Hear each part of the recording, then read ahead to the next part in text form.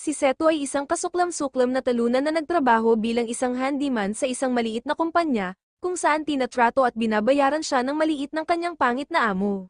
Nagtataka kung ito na ba ang natitira para sa kanya sa buhay na ito, nagsimula siyang maglakad pabalik sa kanyang basurahan, nang magpas siya si Truckco na dalhin siya sa isang alternatibong mundo na puno ng mga salamangkero, mandirigma, at mahiwagang nilalang. Hindi nagtagal, nakasalubong ni Seto ang isang kakaibang grupo ng mga adventurer, na nangangailangan ng kanyang tulong sa kanilang mga pakikipagsapalaran sa pag-ikot sa dungeon. Kasama sa pangkat si Rilsa, isang malakas ngunit mahiyain na mandirigma, si Lofanpan, isang maliit na healer na fairy, at si Morlock, isang matandang wizard na napakalakas ngunit madalas nalilimutan ang kanyang mga spell. Nagsimulang maging malapit ang kakaibang pangkat na ito, at talagang naging kapaki-pakinabang ang husay ni Seto sa pag-aayos ng mga gamit, tumutulong siya sa pagbubukas ng mga kayamanan, at sa pag-aayos ng kanilang mga gamit para sa paglalakbay. Napagtanto ng lahat kung gaano kahalaga si Seto, at nagsimula siyang makaramdam ng pagpapahalaga sa bagong mundong ito, na isang magandang pagbabago mula sa kanyang dating buhay. Isang araw, isang kalbong manloloko ang nagbenta ng isang sirang espada sa batang babae, at malugod namang kinuha ng bata ang walang kwentang espada kapalit ng 18 gintong barya. Nang tignan ito ni Seto, mabilis niyang napagtanto na isa lamang itong peking espada, gayunpaman kinaya niya itong baguhin gamit ang kanyang kasanayan sa pagiging handyman. Kinabukasan, nasa isang madilim na kuweba sila, nakikipaglaban sa isang grupo ng mga pangit na halimaw, at lubhang nahihirapan sila pagkat palagi na lamang binabago ng matandang salamangkero ang kanyang mga spell na parang isang baliw. Di nagtagal, sinagip ni Rilsa si Seto at ang matandang salamangkero, katapos ay pinatay niya ang mga halimaw gamit ang kanyang napakalaking espada. Matapos ang pangyayaring yun, napagtanto ni Seto na isa siyang pabigat sa kanyang mga kasamahan, kaya, upang maiwasan ang pagiging pabigat, natutunan niya ang lahat ng mga spell ng wizard sa loob ng ilang araw at sinimulang tulungan siya sa kanilang mga misyon. Habang nahihirapan silang buksan ng isang kayamanan, bigla na lamang gumuho ang kuweba kung nasaan sila. Nang magkamalay si Seto, napagtanto nito na nasa isa na siyang madilim at nakakatakot na parte ng kuweba. Umungol sa sakit, mabilis niyang napagtanto na bali at dumudugo ang kanyang binti, na nangangahulugang hindi siya makakatakas ng mag-isa. Di nagtagal, nagsimula siyang makaramdam ng pag-aalala sa kanyang miserableng nakaraan, kumbinsido na ituturing siya ng kanyang mga kasamahan bilang isang pasanin at iiwan siya rito. Ngunit ilang sandali, nakita ni Seto si Rilsa, kasama ang salamangkero at ang fairy na si Lofanpan, na tumatakbo palapit sa kanya nang may takot. Tiniyak nila sa kanya na hindi nila siya iiwan, dahil siya ay tunay na hindi mapapalitan. Nang marinig ito, napuno si Seto ng hindi pamilyar na init, at isang alon ng kaligayahan ang bumalat sa kanya. Kinabukasan, nakipaglaban sila sa isang malagkit at maraming ulong halimaw sa dagat na nagngangalang Unagi. Nagsusuka na si Rilsa, dahil hindi niya matiis ang isang maangas na nilalang na may putik sa buong katawan. Kaya, naglagay ang salamangkero ng mahika sa Unagi, habang hiniwa ito ni Seto gamit ang kanyang espada at pinatay. Pagkatapos, ginamit ni Seto ang kanyang mahusay na kasanayan sa pagluluto at ginawang isang nakakatakam na inihaw na ulam ang Unagi. Sa sandaling ihain niya ito, parehong namangha ang salamangkero at ang fairy sa hindi kapanipaniwalang sarap. Di nagtagal, sinimulan nilang hikayatin si Rilsa na tikman din ito, at nang makagat niya ito, pakiramdam niya ay napunta siya sa lubos na kaligayahan at agad na nilagok ang lahat. Katapos ng isang masaganang pagkain, pumasok sila sa isang mahiwagang kuweba upang ipagpatuloy ang misyon. Di nagtagal, nakakita sila ng isang treasure chest, ngunit nang maramdaman nilang maaaring may mga patibong ang sira-sirang treasure chest, iniwan na lamang nila ito. Maya-maya, nakakita pa sila ng isa, kaya't ginamit ni Seto ang kanyang mga kagamitan upang tanggalin ito mula sa mga patibong na metal. Ngunit nang magawa niya iyon, isang mabahong berdeng likido ang bumagsak sa baluti ni Rilsa, na siyang ikinatunaw ng baluti ng dalaga, na naglantad sa kanyang kurbadong katawan. Habang nakaupo sila sa paligid ng apoy sa kampo, biglang nakaramdam ng pananakit sa likod ang matandang salamangkero, kaya hiniling niya kay Lofanpan na gamitin ang mahika nito para tulungan siya. Gayunpaman, humingi ng gintong barya ang sakim na fairy bilang kapalit. Wala nang natitirang pera ang salamangkero matapos matalo lahat sa sugal, kaya nag-alok si Seto na siya na lamang ang magbabayad. Nang tanungin ni Seto si Rilsa kung bakit laging makasarili si Lofanpan, dinala siya ng dalaga malapit sa ferry. Napansin niya na iniaalok ni Lofanpan ang gintong barya sa buwan, at nang magtanong siya tungkol sa kakaibang ritual na ito, sinabi ni Rilsa na si Lofanpan ay isang diwata sa liwanag ng buwan. Ngunit sa kabila ng pagkakaroon ng magandang pangalan, isinumpa siya ng Diyosa ng buwan, kaya kung hindi siya mag-aalay ng mga gintong barya, liliit ng husto ang kanyang katawan. Sinabi niya kay Seto na ang mga diwata ng liwanag ng buwan ay dating naninirahan sa buwan, ngunit isinumpa sila ng selosong diyosa ng buwan at itinapon sila sa lupa. Nang marinig ito, inalok ni Seto na bayaran ang utang ni Lo Fan gamit ang kanyang ipon, ngunit sinabi sa kanya ni Rilsa na ang diwata ay hindi tumatanggap ng tulong, kaya't malabong tanggapin ni Lo Fan ang kanyang alok. Kinabukasan, binuksan ni Seto ang isang kayamanan, ngunit kanilang napagtanto na isa pala itong teleportation trap na humila sa kanya at kay Rilsa patungo sa pinakamababang palapag ng dungeon. Ngunit hindi naapektuhan nito ang salamangkero at ang diwata, dahil ang kanilang mga katawan ay hindi tinatablan ng mahika. Bigla, isang malaking golem na bakal ang lumitaw sa kanilang harapan, kaya't agad na hiniling ni Rilsa kay Seto na manatili sa kanyang likuran at tumakas kung sakaling magkaroon ng hindi magandang pangyayari. Sinugod niya ito gamit ang kanyang espada, ngunit mabilis siyang napabagsak ng golem. Dahil dun, hiniling ni Rilsa kay Seto na tumakbo, ngunit tumalon ito sa golem at binuhusan ito ng likido na tumutunaw ng metal. Sa huling pagtatangka, inihagis ng golem si Seto sa lupa, na nag-iwan sa kanya ng malubhang pinsala habang desperadong sinusubukan ni Rilsa na gisingin siya. Habang lumilipas ang oras, ipinagdadasal ni Rilsa na dumating na sana ang wizard at si Lo Fan upang iligtas si Seto gamit ng kanilang mahika.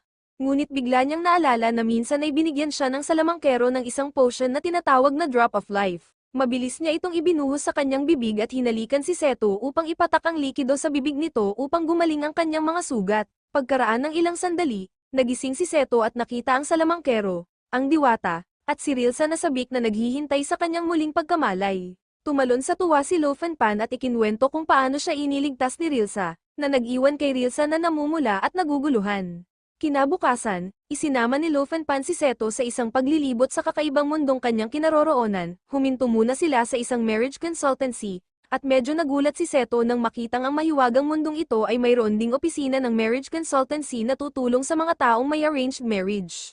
Hiniling ni Lo Fan na huwag na raw itong ipagtakapan ni Seto, dahil marami pang nakakagulat na bagay sa kaharian ang masasaksihan niya. Sinabi sa kanya ni Lo Fan na ang kanilang kaharian ay medyo mapayapa, gayunpaman, ang dami ng mga armas at mahika na maaaring gamitin ng sinuman ay tumaas ng husto.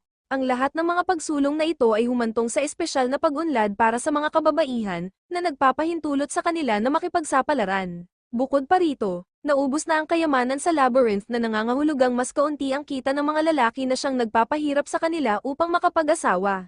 Di nagtagal, hiniling niya kay Seto na tingnan muli ang loob ng opisina ng konsultasyon, at nagulat si Seto nang makitang nasa loob ang kanilang matandang salamangkero at sinusubukang maghanap ng mapapangasawa. Ngunit, biglang dumating si Rilsa, at kinaladkad ito palayo kaya't nakahinga ng maluwag ang receptionist. Ang kanilang sunod na misyon ay nagdala sa kanila pabalik sa kuweba, kung saan nila nakilala ang isang diwatang mapang-akit na kilala sa kanyang kaakit-akit na hitsura. Habang papalapit si Seto sa kanya, ang diwata ay nagpakawala ng isang spell na nagpaibig sa kanya ng husto.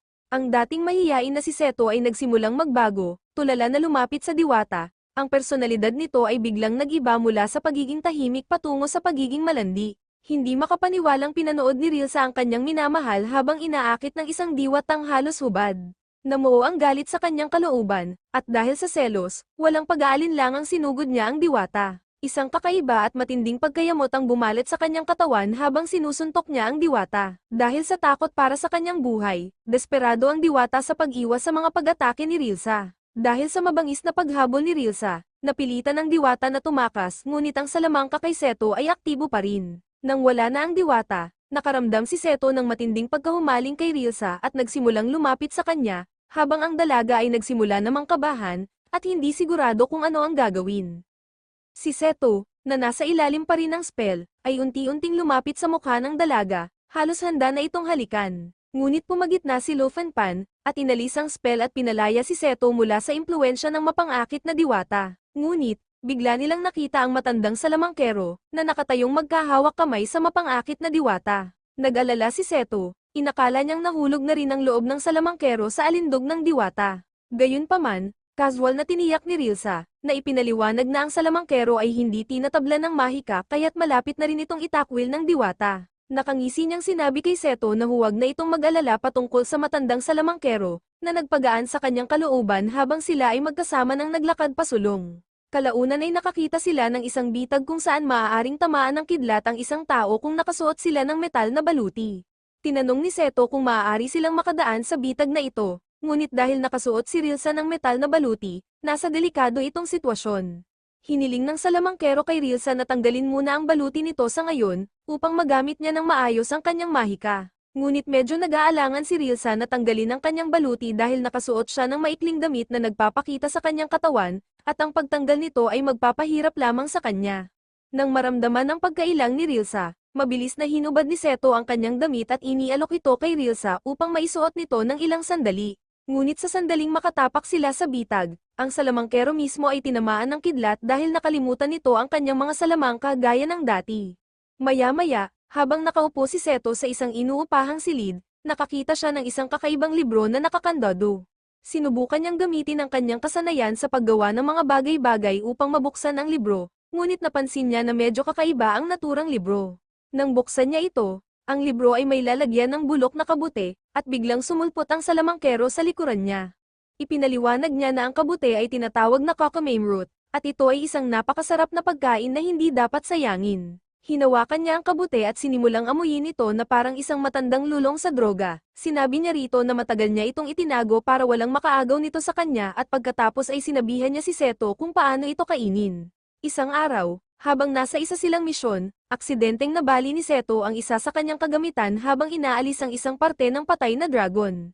Nang makitang medyo nababagabag ito, tinanong ito ni Rilsa kung maaari niya itong ayusin, ngunit hindi panday si Seto kaya umiling siya sa pagkabalisa. Iniisip niya kung mayroon bang isang manggagawa na makakaalam kung paano mabilis na ayusin ang kanyang minamahal na kagamitan. Nang makita siyang nalulumbay dahil sa kanyang sirang kagamitan, iminungkahi ng salamangkero na tanungin nila ang isa sa kanyang mga kakilala, kahit medyo kakaiba siya. Ang kakilala ng salamangkero ay isang lalaking nagngangalang Dombin at kilala rin siya bilang ang lalaking nakakarinig ng tinig ng bakal. Pinagkadalubhasaan niya ang sining ng pagmamanipula ng bakal upang ganap na baguhin ang hugis nito at gumawa ng mga bagong kagamitan mula sa mga ito.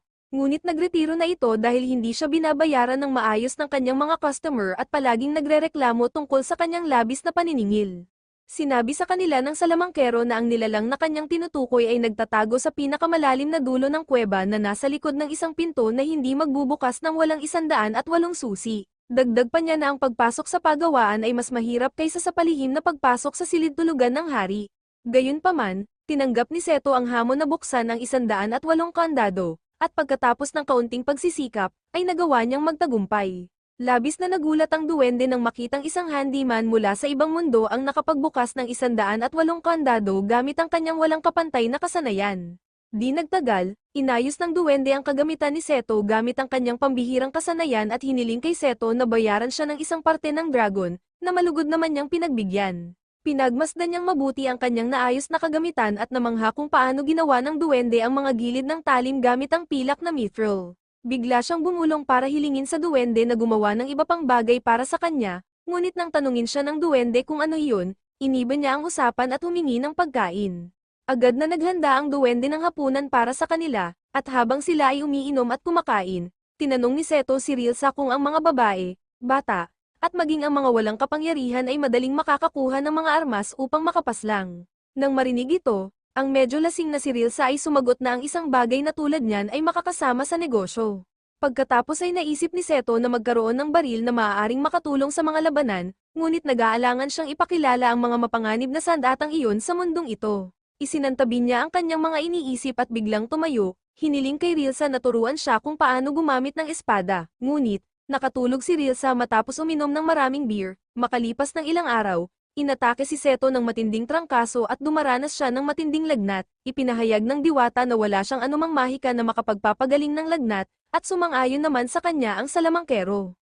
Sinabihan ni Rilsa si Seto na magpahinga muna, habang sila naman ang siyang tatalo sa mga halimaw. Nang marinig ito, humingi ng tawad si Seto sa kanya, ngunit lingid sa kanyang kaalaman na natulungan niya ang salamangkero gamit ang kanyang mga mahiwagang spell, tinulungan si Lofenpan sa isang labanan, at iniligtas pa si Rilsa mula sa higanting halimaw na bakal na golem.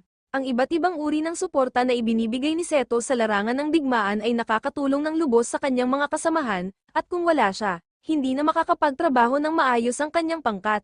Kalahating taon nang nakulong si Seto sa mahiwagang mundong ito, ikinwento niya sa tindera ng bayan ang kanyang nakaraang buhay, sinasabing nagtatrabaho siya sa isang kumpanya ng konstruksyon sa kanyang dating mundo. Sa kasamaang palad, napakababa ng kanyang sweldo at hindi pa siya nirerespeto. Nang subukan niyang kausapin ang kanyang amo patungkol dun, pinapaalis siya nito na parang wala lang. Nalungkot siya, akala niya ay pipigilan siya ng kanyang amo habang siya'y pauwi. Habang siya ay nawawala sa kanyang pag-iisip at naglalakad pauwi, isang malaking truck ang sumulpot sa kanyang harapan, bumangga sa kanyang katawan at naglaho siya na parang walang nangailangan sa kanya. Ngunit sa sumunod na sandali ay bumaba mula sa langit si Seto, katabi ang isang babaeng natutulog na halos hubad. Nang imulat niya ang kanyang mga mata, napasigaw siya sa takot matapos makita ang isang estranghero na nakahiga sa kanyang tabi. Agad niyang hinugot ang kanyang punyal upang patayin si Seto, dahil sa pagiging isang manyak. Ngunit pinigilan siya ng salamangkero, sinabing wala siyang nararamdamang anumang mahiwagang kapangyarihan na nagmumula kay Seto. Malinaw na nangangahulugan ito na si Seto ay hindi taga rito sa kanilang mundo, kaya kung hindi siya iniligtas ng matandang salamangkero, patay na sana siya ngayon. Habang lahat sila ay nakaupo upang maghapunan, si Seto ay walang gana dahil patuloy niyang iniisip ang Iron Golem. Tinanong niya ang salamangkero at si Rilsa kung paano gumagalaw ang golem ng mag-isa, pagkat pinaghihinalaan niya na pinapagana lamang iyon gamit ng mahika o anumang mekanismo. Ngunit habang nakikipaglaban siya sa Iron Golem, naramdaman niyang lumilikha ito ng mekanikal na ingay, na parang pinapatakbo ng isang makina. Nagtanong ang diwata kung dapat ba nilang tingnan ang mga labi nito upang kumpirmahin. Pumayag si Rilsa na pumunta silang muli sa ika-10 palapag upang tingnan ito. Di nagtagal, narating nila ang labirintong kontrolado ng gobyerno, ngunit hinarang sila ng mga gwardya sa pasukan, at hiniling na ibigay ang bayad sa tol. Pumasok sila sa kuweba, at di nagtagal ay napagtanto nilang walang laman ang lahat ng mga treasure chest kaya't wala silang maipon na anumang kayamanan. Matapos maglakad ng ilang sandali, narating nila ang destinasyon kung saan nila pinatay ang golem, ngunit walang bakas ng bangkay nito kahit saan. Sinabi ng salamangkero na maaaring may nagdala nito pauwi, kaya't humingi ng tawad si Seto sa kanila dahil sa pag-imbita niya sa kanila na sumama sa kanya sa isang malayong lugar. Maya-maya, nakarinig si Seto ng isang kalansing at tumakbo siya patungo sa direksyong iyon, kasunod si Rilsa, ang salamangkero, at ang diwata. Di nagtagal, tumalon ang robot vacuum mula sa mga kamay ni Seto at tumakbo palayo sa dilim. Nang makita ito, tinanong ng wizard kung ang robot ay mula sa mundo ni Seto, at tumango naman siya bilang pagsang-ayon. Di nagtagal, inilagay ni Seto ang kanyang kamay sa isang pader at sumagot ang salamangkero na isa itong camouflage barrier. Sa tulong ni Seto, nagpakawala siya ng isang mahiwagang spell, kaya't isang maliwanag na liwanag ang lumabas mula sa pader. Di nagtagal, nahati ito sa dalawa, na nagbunyag ng isa pang pasukan. Sa pagbukas ng isang bagong pasukan, muling nagtipon ang mga manlalakbay mula sa buong kaharian. Ngunit, napansin ng pangkat na hindi kinilala si Seto mula sa kaharian dahil sa paghahanap ng isang bagong pasukan, sumagot si Seto na wala naman raw siyang pakialam doon, dahil libre naman ang pagpasok nila sa susunod na 10 taon. Napansin ng salamangkero ang malungkot na ekspresyon sa mukha ni Seto at tinanong kung naiisip pa rin ba niya ang robot vacuum cleaner na natagpuan nila sa kuweba kanina. Medyo nagalangan si Seto noong una, at bago pa siya makasagot ay isang kaakit-akit na lalaki at isang kaibig-ibig na babae ang lumapit sa kanya. Nagpakilala ang lalaki bilang si Keynes, ang opisyal na kinikilalang bayani ng kaharian, at yumuko upang magpasalamat kay Seto sa pagtuklas ng bagong labyrinth. Tinanong ni Seto ang salamangkero kung babalik pa ba ang hari ng mga demonyo, at sumagot ang salamangkero na malabong bumalik ang hari ng mga demonyo ngunit maraming tao ang napili bilang mga bayani at isa na rito si Keynes. Di nagtagal, casual na sinabi ni Keynes na kahit si Seto raw ang nakatuklas ng bagong ruta, siya pa rin ang mananalo sa lahat ng antas nito. Nakatingin silang lahat sa kanya nang hindi makapaniwala, nalilito sa kanyang pagiging bastos, ngunit biglang isang matabang pari ang tumakbo papunta sa kanila. Humingi siya ng paumanhin para sa 2 batang bayani, na ipinaliwanag na ang batang bayani ay napili ng maaga, at iyon ang dahilan kung bakit hindi maganda ang kanyang asal. Nagpakilala siya bilang si Montel, na namamahala sa edukasyon ng mga bayani. Iniabot niya ang kanyang kamay bilang tanda ng pakikipagkaibigan kay Seto, ngunit pinigilan siya ng isa pang bayani, sinabing may nakatagong bagay sa kamay ang tusong si Montel at lahat ng nakipagkamay sa kanya ay hindi makagalaw. Nang lumingon si Seto, nakita niya ang isang grupo ng mga sundalo, kalalakihan, at mga adventurer na nakahiga sa lupa, dumadaing sa sakit dahil hindi nila maigalaw ang kanilang mga katawan. Nang maramdamang nabunyag ang kanyang plano, mabilis na tumakbo palayo si Montel sa labis na takot. Maya-maya, nakakita sila ng 2 kakaibang lalaki na may dalang ulo ng dragon, kaya't ipinahayag ni Rilsa kay Seto na pareho silang magiging mahirap na kakompetensya, dahil sa kanilang lahat, sila ang may pinakamalakas na grupo. Kinabukasan, bumalik si Seto at ang kanyang koponan sa labyrinth, handa ngunit kinakabahan. Maingat silang naglakad sa madilim at palikolikong mga landas, tahimik ang bawat hakbang habang nakatitig sa mga anino sa kanilang paligid. Bigla, isang malakas at galit na ungol ang pumuno sa hangin, at isang napakalaking halimaw na parang dragon ang lumitaw mula sa kadiliman. Walang babala, ibinuka nito ang bibig at nagbuga ng makapal na ulap ng nakalalasong usok patungo kay Morlock, ang salamangkero ng grupo. Nalanghap ni Morlock ang usok, nanghina ang kanyang katawan, at bumagsak siya sa lupa, hanggang sa mawalan ng malay. Sumugod si Seto sa tabi ni Morlock, kumakabog ang puso habang sinusubukang gisingin ito, alam niyang kailangan nila ang mahika ni Morlock para magkaroon sila ng pagkakataon. Samantala, si Rilsa, ang mandirigma ng grupo, ay humakbang pasulong, mahigpit na hinawakan ang kanyang espada at itinaas ang kanyang metal na kalasag, handang harapin ang dragon. Sumugod ang dragon kay Rilsa ng may matinding kapangyarihan, at bawat suntok ay nagpapadala ng mga shockwave sa kanyang katawan. Hinarangan niya ang mga pag-atake ng dragon gamit ng kanyang kalasag, ngunit nagsimulang manginig ang kanyang mga braso dahil sa puwersa. Sa kabila ng kanyang katapangan, bahagya lamang na nasugatan ng espada nito ang matitigas na kaliskis ng dragon.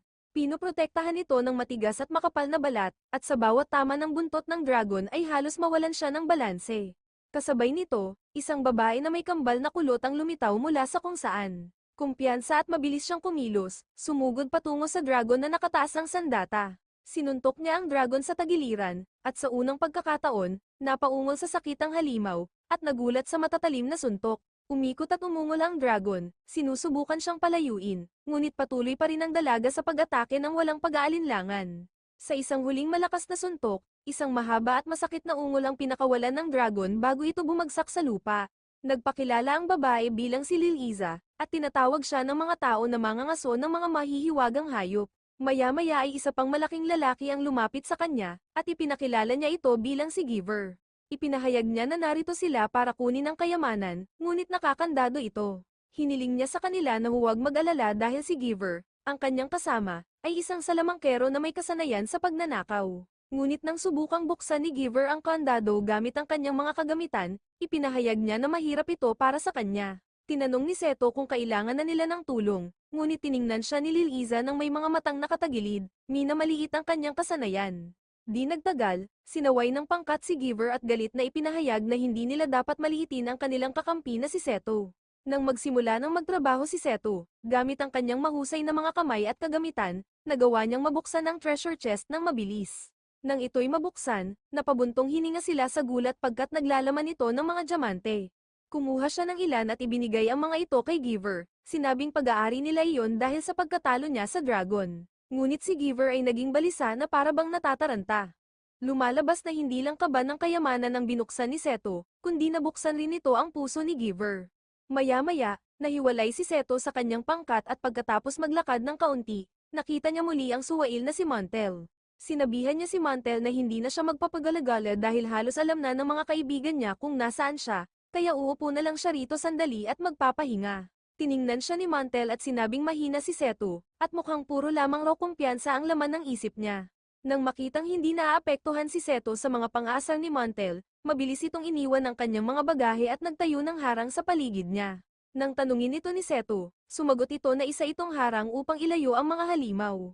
Tumingin siya kay Seto at nasabing wala na siyang sapat na mahiwagang enerhiya para gumawa ng harang para kay Seto. Kumuha si Seto ng isang kumpol ng mga bote na naglalaman ng banal na tubig.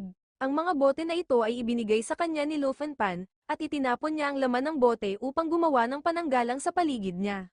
Maya-maya ay inalok niya si Montel ng ilang sandwich, ngunit tumanggi si Montel na tumanggap nito dahil nagkasala siya sa pagtrato kay Seto na parang peste noon. Napagtanto ni Montel na mayroon siyang hindi magandang ugali na naglalayo sa mga tao sa kanya. Di nagtagal, tumakbo palapit sa kanya ang mga miyembro ng koponan ni Seto, tinatanong kung maayos lang ba ang kanyang kalagayan. Dahil sa kanilang matibay na ugnayan, medyo nalungkot si Montel dahil hindi siya hinanap ng kanyang mga kasamahan. Ngunit bigla niyang nakita si Keynes na tumatakbo palapit sa kanya, at niyakap niya ito at isinisigaw na nag-aalala ito para sa kanya. Tinanong niya ito kung bakit siya naglakad ng mag-isa. Nang marinig ito, napaluha si Montel habang si Seto at ang kanyang mga kasamahan ay lubos na naantig sa kanilang pagkakaibigan. Napagtanto nila na si Keynes ay isang mahusay na bayani at hindi nila siya naunawaan. Sumunod, hinarap sila ng isang kakaibang demonyong hugis gagamba at nakipaglaban dito si Rilsa. Nang malapit na niyang talunin ang halimaw na iyon gamit ang isang brutal na pag-atake, Ang mandirigmang duwende ay bumagsak sa ibabaw ng gagamba at pinatay ito. Katapos mapatay ang halimaw, ipinahayag niya na kukunin niya ang kayamanang binabantayan ng halimaw. Sumigaw si Rilsa bilang protesta, sinabing pagmamayari niya ito at ng kanyang mga kasamahan. Humarap ang duwende sa kanya at sinabing siya ang nagligtas sa kanya, ngunit ikinatwiran ni Rilsa na hindi niya kailangan ng tulong. Sinabi ng duwende na siya ang nagligtas sa kanya mula sa pagkamatay, at di nagtagal ay nagsimula na silang magtalo tungkol sa kayamanan. Sa wakas, napagpasyahan nila na nais na lamang nilang ayusin ito sa pamamagitan ng isang tunggalian. Kahit na ipinagbabawal para sa mga adventurer na maglaban sa isa't isa sa loob ng labyrinth, sinabi ng duwende na wala siyang pakialam patungkol dun. Sinubukan siyang pigilan ng kanyang kasamahan na si Ninya, ngunit hindi siya pinakinggan at hiniling na magpadala ng isang tao mula sa kanyang panig. Humakbang sina Ninya at Lofanpan, upang bumuo ng isang pangako na nagsasabing kahit may mamatay sa kanilang panig, walang magiging samaan ng loob. Di nagtagal, naitakda ang mahiwagang selyo, kaya't naghanda sina Rilsa at ang duwende para sa labanan. Habang si Sito ay nalilito tungkol sa pagpapahalaga ng isang mandirigma, ang tanging magagawa niya ay panuorin ang mga ito mula sa gilid. Medyo napanatag siya sa katotohanang si Rilsa ay may mabigat na baluti, kaya hindi ito magtatamo ng anumang nakamamatay na sugat mula sa mga bakal na kuko ng duwende.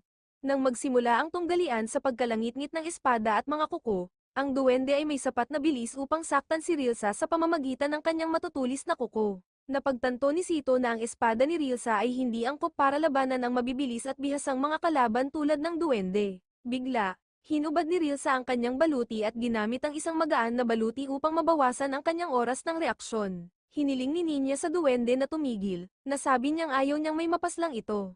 Pumayag ang duwende, dahil napagtanto na niya na maaaring matalo siya kung itinuloy niya ang tunggalian. Di nagtagal, lumitaw si Sito sa harap nila at sinabing maaaring sobra na ang bahagi ng kayamanan ng kanyang koponan, kaya gusto niyang magbigay ng ilan sa duwende at kay Ninya. Nang makarating na sina Sito at ang iba pa sa mas mababang palapag, biglang nakita muli ni Sito ang robot vacuum cleaner. Sa pagkakataong ito, tumakbo siya patungo sa tunog ng robot, sinisigawan ng kanyang mga kasama sa koponan na magiging maayos din siya kahit na mag-isa.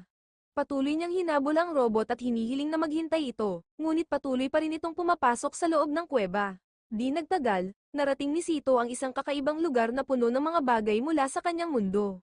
Habang sinusubukan niyang unawain ang mga bagay sa paligid, isang nakamaskarang ninja na may matalas na espada ang sumalakay sa kanya, ngunit dumating si Rilsa upang iligtas siya mula sa pag-atake. Naramdaman niya ang mahika ng pag-iilaw sa paligid niya at nagtaka kung bakit napakaraming liwanag gayong ang espesyalidad ng isang ninja ay manatili sa dilim.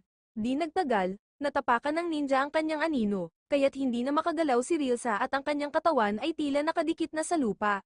Sumugod siya patungo kay Rilsa upang atakihin ito, ngunit ang duwendeng panday ay sumaklolo sa kanya at nagpana patungo sa ninja. Kalaunan, sinimulan ni Lofanpan na harapin ang kasamang diwata ng ninja, sinusubukang bawasan ang mahika ng pag-iilaw nito. Samantala ang duwende ay nagpakawala ng isang mahiwagang spell, na nagpadala ng mga pagsabog sa loob ng kuweba, kaya't ang ninja ay tumakbo palayo upang makatakas. Sinabi ng duwende na ang ninja ang nasa likod ng lahat ng palihim na pag-atake sa mga adventurer. Nang makita ang salamangkero, yumuko ang duwende sa harap niya at sinabing matagal na niyang hinahanap ang salamangkero, at sa wakas ay natagpuan niya na ito. Nalito ang salamangkero nang tawagin siya ng duwende bilang kanyang Panginoon, kaya't sumagot siya na mga babae lamang ang kanyang tinatanggap bilang estudyante. Mahinahong sumagot ang duwende na medyo matagal na mula nang mawala ang mga alaala ng salamangkero, ngunit siya ang kilalang salamangkero sa isang lupain sa malayong silangan. Ngunit 20 taon na ang nakalilipas, umalis siya sa isang paglalakbay upang maghanap ng ipinagbabawal na mahika at hindi na bumalik. Ipinaliwanag ng duwende na nakita niya ang salamangkero sa pasukan ng dakilang labyrinth at naghihintay ng pagkakataon na makausap ito. Tinanong ni Rilsa ang salamangkero kung nakalimutan na ba niya ang nangyari noon, at sumagot ito na bukod sa kanyang pangalang Morlock at sa kanyang mahika, wala na talaga siyang maalala. Sumagot ang duwende at sinabing hindi sila dapat magsalita ng masakit sa isang salamangkero, lalo na kay Morlock na isang mahusay na salamangkero na sikat din sa mga kababaihan. Bigla siyang nagsalita sa seryosong tono na ang tunay na pangalan ng salamangkero ay ang dakilang salamangkerong si Bergen, ngunit biglang may lumabas na punyal mula sa kung saan at sinaksak siya sa leeg. Ang biglaang pag-atake ay nag-udyok kay Rilsa at sa iba pa na pamwesto habang iniisip kung ito ba ang ninja mula kanina. Bigla silang napanganga sa takot nang makita nila ang ninja, lalo na ngayon nakasama na niya ang mga dakilang demonyo. Ang kwento ng ninja noon ay isang trahedya, umibig siya sa isang magandang mangkukulam at nang sila ay maghalikan, umibig din sa kanya ang mangkukulam. Gayunpaman, nang pumunta siya sa nayon ng mangkukulam upang isama ito, laking gulat niya nang ang mangkukulam ay naghihingalo na. Siya ay tumanda at pumuti na ang buhok at sinabi sa kanya ng kasama ng diwata ng ninja na minsan ay umibig sa kanya ang mangkukulam. Nawala ang sumpa sa kanyang edad at ngayon ay bumalik na siya sa kanyang tunay na edad. Lubhang naisiligtas ng ninja ang pag-ibig ng kanyang buhay, kaya't ikinwento sa kanya ng diwata ang tungkol sa dakilang salamangkero ng silangan na makakatulong sa pagliligtas ng buhay ng mangkukulam. At lumabas na ang salamangkero ng silangan ay ang matandang-matandang kasamahan ni Seto at ganoon nga ang nangyari kung paano sila sinundan ng ninja papunta sa kuweba. Habang tumitindi ang labanan, sina Railza, Pan, at ang kanilang mga kasama ay nakaharap sa mga makapangyarihang kalaban. Nakaharap ni Railza ang ninja na gumagamit ng kanyang kasanayan sa mahika ng anino upang subukang pigilan siya. Sinubukan niya itong bitagin sa pamamagitan ng pagtapak sa anino nito na pipigil sa kanya sa paggalaw. Ngunit si Pan, handang tumulong, ay mabilis na nagpakawala ng isang maliwanag na spell ng buwan. Ang mahiwagang liwanag ay dumapo sa anino, na sumira sa mahika ng ninja at nagpahintulot kay Railza na manatiling malaya. Ipinaalala ni Pan kay Railza na manatiling alerto at binalaan siya sa panganib kung sakaling matapakan muli ng ninja ang kanyang anino. Pinagaling din niya ang duwendeng salamangkero na ngayon ay bumalik sa laban upang ipagtanggol sila laban sa mga paparating na demonyo. Determinado ang duwendeng protektahan ang kanyang mga kaibigan at harapin ang mga demonyo at protektahan ang kanyang mga kakampi mula sa kanilang mga pag-atake. Habang hinaharangan ng mga demonyo, sinenyasan niya ang salamangkero na maghanda gamit ang kanyang pinakamalakas na mga spell. Alam ng duwende na kailangan nilang pigilan ng mga demonyo ng sapat na katagalan para makaganti ang salamangkero gamit ang makapangyarihang mahika. Mas lalong tumindi ang labanan nang sumali ang pangalawang demonyo, matapang na ipinahayag ng demonyong ito na siya at ang kanyang kapwa-demonyo ay hindi nangangailangan ng mahika para manalo dahil ang kanilang lubos na lakas ay sapat na upang talunin si Sito at ang kanyang grupo. Kasabay ng isang pag-agos ng kapangyarihan, pinakawalan ng pangalawang demonyo ang isang malaking alon ng madilim na enerhiya na nakatutok kay Sito at sa kanyang mga kaibigan. Napakalakas ng alon kaya't nabigla si Sito nang mapagtanto niyang hindi sapat ang nagliliyab na mahika upang labanan ng mga demonyong ito. Sinisisi niya ang kanyang sarili sa pagdadala ng lahat sa isang mapanganib na lugar. Nakaramdam si Sito ng mabigat na responsibilidad kaya hiniling niya sa salamangkero na gumamit ng isang mataas na antas ng spell na tinatawag na Seven Thunder Gods, umaasang magiging sapat ang lakas nito upang baguhin ang labanan.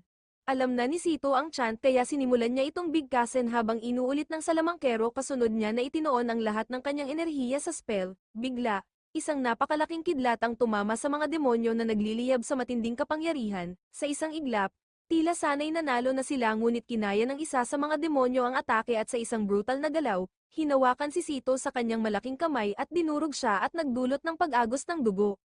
Gulat at malungkot na pinagmasdan ni Railza ang kanyang sarili habang inaakala niyang pinatay na si Seto, nakakapanlumo ang tanawin, at parang nadudulas ang lupa mula sa ilalim ng kanyang mga paa, ngunit pagkatapos, sa isang nakakagulat na pag-ikot, tumingala silang lahat at nakita si Seto na ligtas na nakatayo kasama sina Lil Iza at Giver sa kanyang tabi.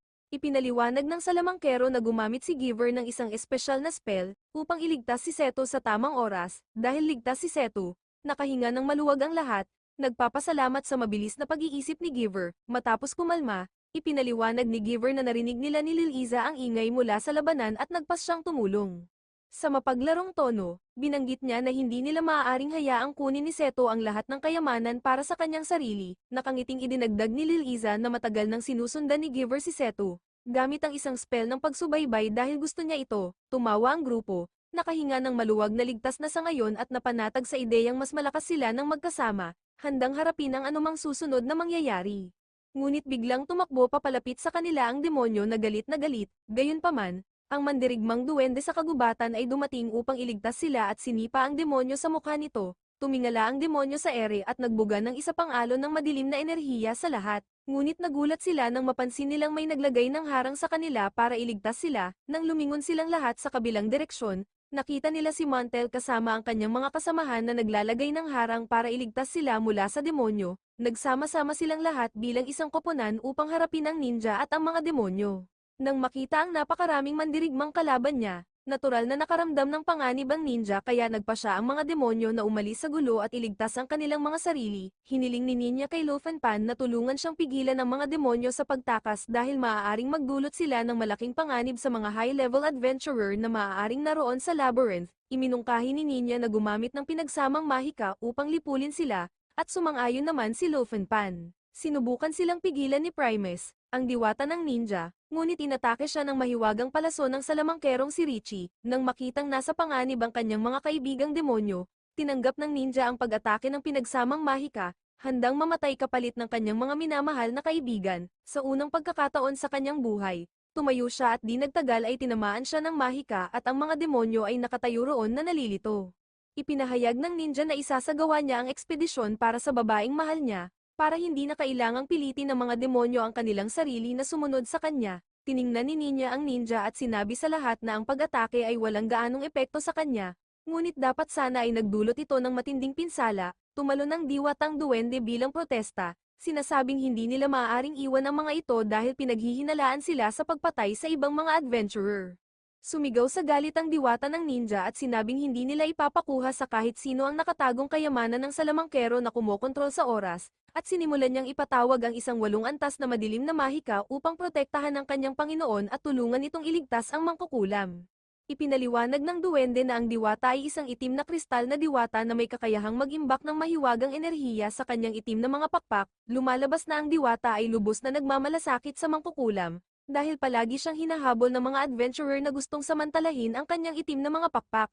Para mailigtas ang sarili mula sa mga adventurer na iyon, nagpasya siyang maging isang matambok na diwata para hindi na siya magustuhan ng mga tao. Ngunit dahil mataba siya, bumagal ang paggalaw ng kanyang katawan at kalaunan ay nahuli siya ng isa sa mga adventurer. Gayunpaman, iniligtas siya ng mangkukulam at iniuwi, at dahil pareho silang itinakwil, naging maayos ang kanilang pagsasama. Sinabi sa kanya ng mangkukulam na siya ay naninirahan sa loob ng 400 taon sa isang malungkot na silungan ng mga itinapong tao. Sinabi niya sa diwata na siya ay nasa ilalim ng isang sumpa, at kung siya ay umibig, ang sumpa ay masisira at siya ay mamamatay. Gayunpaman, ayaw isakripisyo ng ninja ang diwata, kaya hinawakan niya ang mga pakpak nito upang pigilan ito sa paggamit ng kanyang itim na mahika kay Seto at sa lahat. Sumigaw siya sa ninja na punitin ang kanyang mga pakpak upang mailabas ang kanyang mahika. Ngunit hindi nakapag-ipon ng lakas ng loob ang ninja para gawin iyon, kaya ginamit ng diwata ang kanyang telekinesis at sinaksak ang kanyang mga pakpak gamit ang 2 punyal sa bawat gilid. Inialay niya ang kanyang mga pakpak sa Panginoon ng Kadiliman, at di nagtagal ay isang haligi ang bumagsak sa loob ng kuweba, na nagpapahiwatig na iyon ang madilim na espiritu. Di nagtagal, ilang mga mata ang sumulpot sa katawan ng haligi, at biglang tumingin ang duwende sa isa sa mga mata at pinalipad ito patawid sa kuweba, napunit ang kanyang tenga. Biglang nagpadala ng bugso ng enerhiya ang isa pang mata ng haligi patungo sa duwende at sa kanyang kasamahan, ngunit hinarangan ito ni Rilsa gamit ang kanyang espada. Di nagtagal ay napagtanto niya na ginamit ng ninja at ng kanyang mga kasamahan ang kanilang mga sarili bilang sakripisyo upang ipatawag ang mga madilim na espiritu. Ngayon, ang masamang espiritu ay lumilikha ng kaguluhan sa loob ng kuweba, at hiniling ni Seto sa salamangkero na gamitin muli ang teknik ng kanyang 7 Diyos na kulog. Itinaas ng salamangkero ang kanyang wand sa ere at nagsimulang umawit ng ilang mga spell upang ipatawag ang mga kulog. Habang patuloy na tinutulungan siya ni Seto na maalala ang mga spell, hindi nagtagal ay tinamaan ng kidlat ang haligi ng itim na mahika, ngunit sa kasamaang palad ay walang nangyari dito. Ang haligi ay naging labis na hyper at nagsimulang magpaulan ng mga pulang sinag ng enerhiya mula sa lahat ng mga mata nito. Hiniling ng duwende sa lahat na ituro ang mata ng haligi, ngunit patuloy nitong hinaharangan ang lahat ng mga atake at ang mga bituin ay nagkakaroon ng mas maraming lakas sa bawat segundo. Dahil sa nakakabaliw nitong kapangyarihan, walang sino man ang makakakuha ng pagkakataong lumapit sa katawan nito at umatake. Napasigaw si Pan sa takot, pagkat malapit na siyang maubusan ng kanyang mahiwagang enerhiya. At pagkatapos ay hindi na niya kayang harangan ang mga atake ng kalaban, hiniling ni Seto sa salamangkero na pakawalan ang mahika na siyang pumipigil sa oras. Tiningnan siya ng salamangkero nang hindi makapaniwala at tinanong kung paano niya nalaman ang tungkol sa mahika na iyon. Sumagot si Seto na nang buksan niya ang nakakandadong libro na may kasamang kabute, nakakita siya ng isang lihim na papel na may mga tagubilin ng mahika na kumokontrol sa oras at espasyo. Alam na ni Seto na ang salamangkero ang nag-teleport sa kanya sa mundong ito. Nang marinig ng salamangkero ang mga salitang iyon, bumaha sa kanyang isipan ang mga alaala mula sa kanyang nakaraan. Noon, mayroon siyang isang maliit na anak na babae na napakahalaga sa kanya. Isang araw, Ipinangako niya rito na siya ang magiging pinakadakilang salamangkero sa lupain, upang sila ay mamuhay ng maligaya at magkasama sa isang kahangahangang tahanan.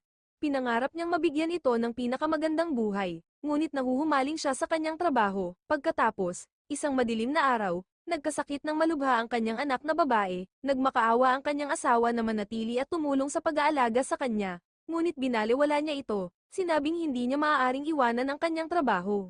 Ipinaliwanag niya na kung hindi niya matatapos ang kanyang proyekto, masasayang lang ang lahat ng kanyang pagsisikap. Naisip niya na kapag naging sikat na salamangkero na siya, magkakaroon sila ng mas magandang kinabukasan. Lumipas ang mga araw habang ibinubuhos niya ang kanyang sarili sa kanyang trabaho, hindi pinapansin ang kanyang pamilya. Sa wakas, nakamit niya ang kanyang layunin at kinilala bilang ang pinakamakapangyarihang salamangkero. Nagmamadali siyang umuwi, sabik na ibahagi ang balita. Ngunit sinalubong lamang siya ng nakakadurog ng pusong katahimikan. Pumanaw na ang kanyang anak na babae dahil sa sakit. Sinabi sa kanya ng kanyang asawa, puno ng kalungkutan, na wala na ang kanilang munting anak na babae. Gulat at durog ang puso, napagtanto niya kung gaano siya nagsakripisyo. Ngunit nawala lamang ang mismong taong pinakamamahal niya. Iniwan siya ng kanyang asawa, puno ng kalungkutan at galit, at naiwan ang salamangkero, puno ng kalungkutan at panghihinayang. Sa matinding galit, isa-isa niyang sinira ang kanyang mga mahiwagang aklat hanggang sa makakita siya ng kakaiba at sinaunang aklat. Doon, nabasa niya ang tungkol sa isang mahiwagang labyrinth sa hilagang kaharian na nagtataglay ng sikreto ng mahika ng oras, ang kapangyarihang ibalik ang oras. Nag-alab ang pag-asa sa kanyang puso, at nagpasya siyang hanapin ang mahikang ito at ibalik ang kanyang anak na babae. Naglakbay siya patungo sa malaking labyrinth, walang humpay na hinahanap ang anumang bakas ng makapangyarihang spell na ito. Pagkatapos ng ilang araw na pag-iikot, natagpuan niya ang isang kakaibang tumpok ng mga bagay na tila wala sa lugar. Kabilang sa mga ito ay isang sinaunang sulat na naglalaman ng spell na kanyang hinahanap.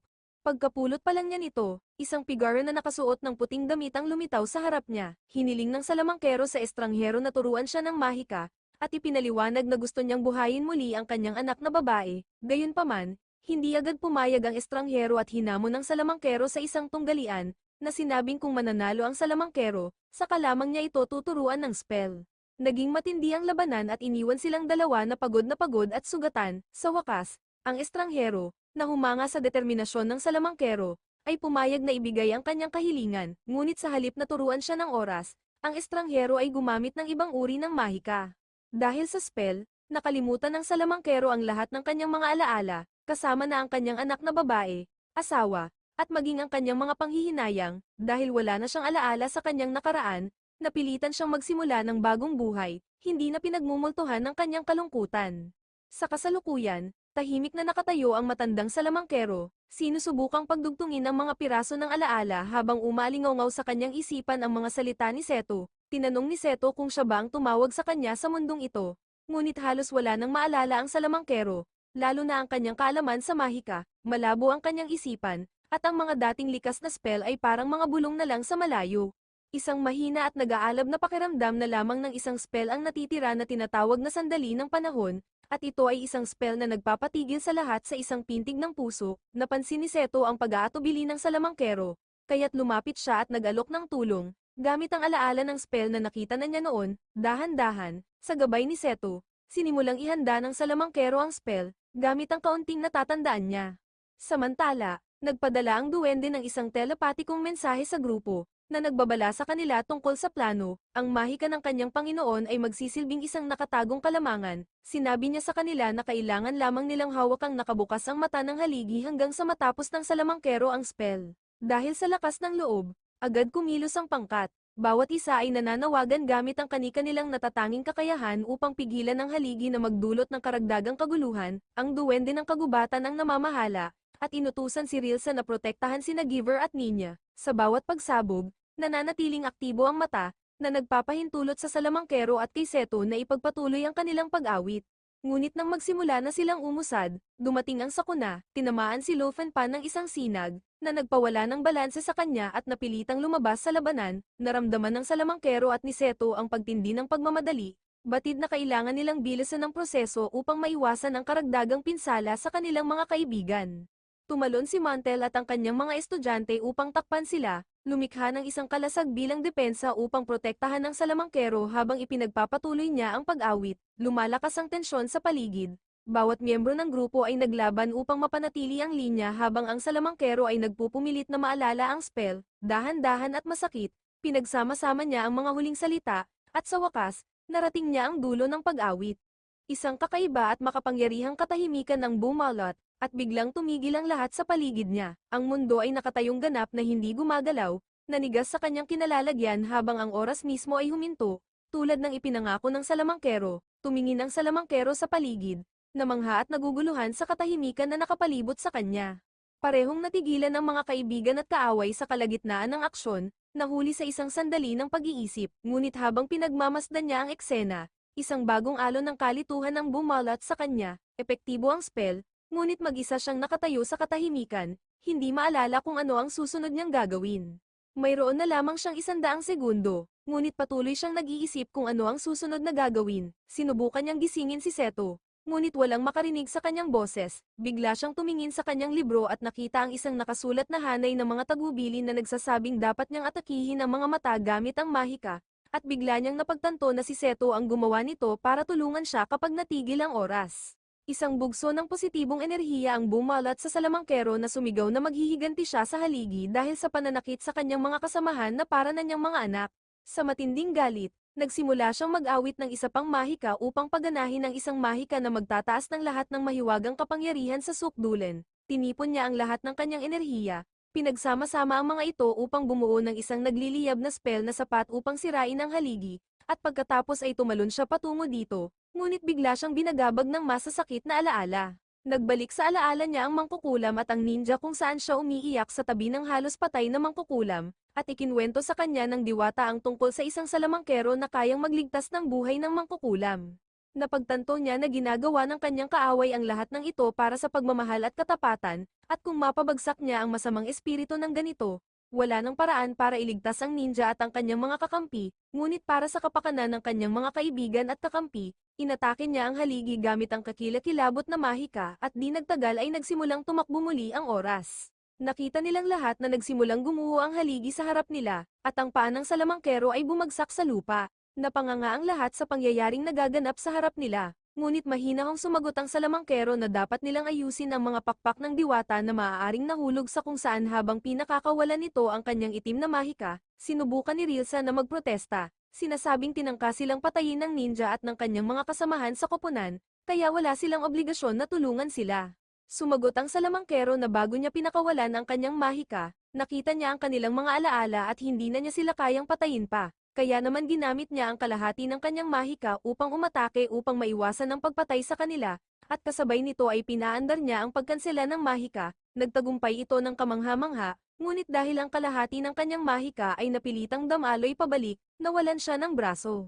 Nang marinig ito, naiyak si Rilsa habang tumatakbo palapit upang yakapin ito. Di nagtagal, sinimulan nilang hanapin ang mga pakpak ng diwata, at pagkatapos ng kaunting paghahanap sa ilalim ng mga bato, nakakita si Lofenpan ng isang pares ng itim na pakpak. Nag-alok si Giver na tulungan siyang isara ang mga pakpak sa katawan ng diwata sa tulong ng kanyang mahika.